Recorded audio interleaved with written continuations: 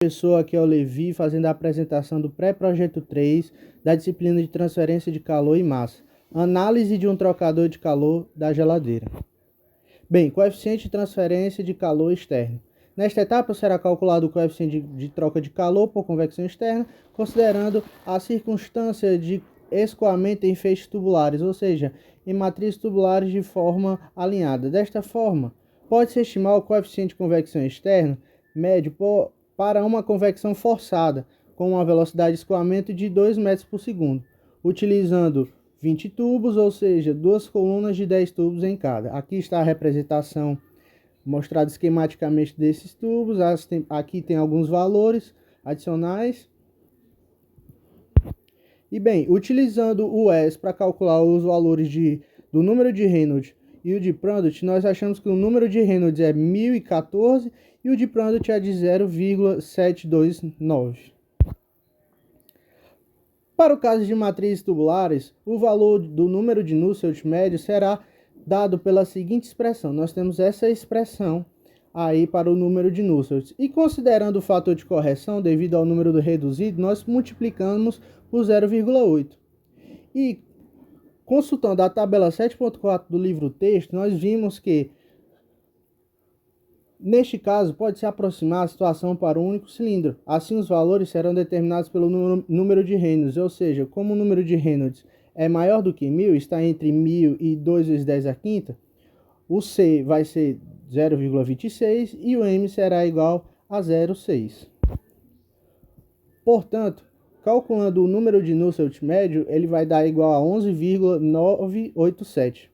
E daí, a constante de convecção média vai dar 38,96.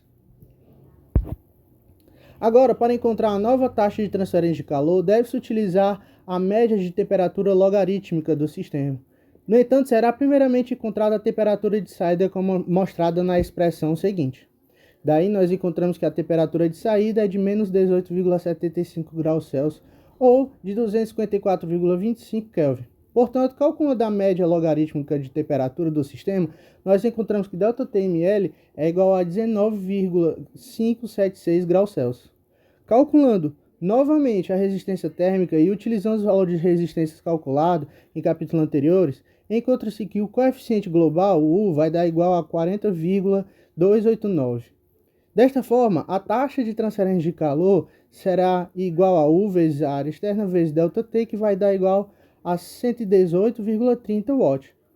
Com isso, constata-se que ainda seria um valor menor que 150,92 watts, necessário para a demanda da máquina. Coeficiente de transferência de calor interno. Neste momento, será calculado o coeficiente de calor, o coeficiente de troca de calor interno, considerando o número de Nusselt com correlação para o escoamento turbulento em tubos circulares. Para tal, utiliza-se da seguinte relação, aí demonstrada a seguinte, onde N é igual a 0,4 para o aquecimento do fluido ou N igual a 0,3 para o resfriamento do fluido. Primeiramente, será calculado o número de Reynolds a seguir, que é 4 vezes o fluxo de massa sobre π vezes d vezes μ, viscosidade. Ao ser calculado, encontra-se que o número de Reynolds é igual a 33.160. Como o valor encontrado é maior que o valor do número de Reynolds crítico, que é igual a 2.300, pode-se considerar também o escoamento turbulento plenamente desenvolvido, no qual acontece quando L sobre D é maior que 10. Substituídos os valores, 6 sobre 0,008 vai dar igual a 750, que é maior que 10.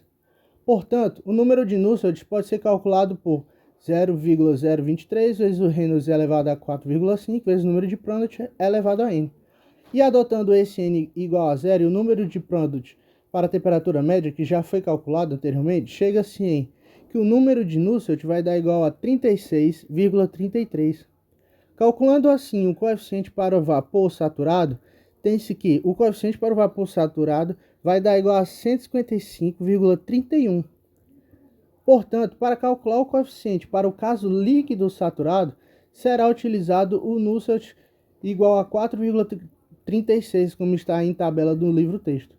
Desse modo, tem-se que o coeficiente para o líquido saturado vai dar igual a 68,30. Pode-se agora calcular a taxa de calor tendo o valor de U calculado, utilizando a resistência de convecção interna baseada no novo coeficiente com o ΔT. Assim, nós temos que o fluxo para o vapor saturado vai dar igual a 147,91, para o líquido saturado 88,709, para o vapor saturado utilizando aletas vai dar 335,04 e o líquido saturado utilizando aletas vai dar 133,08 watts. Com isso, pode-se perceber que das situações acima, a que atende a demanda do sistema, que é de 150, não é 91, é 92 watts, seria o caso de vapor saturado com aletas. Coeficiente de transferência de calor médio externo com convecção natural. Neste momento, para estimar um coeficiente de transferência de calor médio externo para o sistema, considerando convecção natural, será utilizado o número de Rayleigh, que é o parâmetro adimensional mais adequado para a convecção natural. Para isso, tem-se que obter o número de Grashof e o de Prandtl, para então encontrar o número de Rayleigh. Então, nós temos a relação de que o número de Rayleigh é igual ao número de Grashof vezes o de Prandtl. Dessa maneira, irá utilizar a seguinte correlação para a convecção natural em cilindros horizontais. O número de Nusselt, H externo, vezes D sobre K, que vai dar igual a toda essa expressão que envolve o número de Rayleigh e o de Prandtl. Com isso, calcula-se os números de Grashof e de Prandtl para encontrar o número de Rayleigh. Para Grashof, tem-se a seguinte expressão, que substituindo os valores vai dar igual a 2.228,9, tendo o Prandtl para o ar como sendo 0,729, já calculado antes. Tem-se que o número de Rayleigh vai dar 1.624,9. Agora, pode-se encontrar o número de Nusselt e então encontrar o coeficiente de transferência de calor.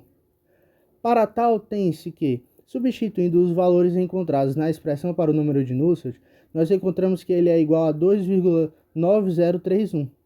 Daí, calculando o coeficiente de convecção, nós achamos que ele é igual a 8,0415.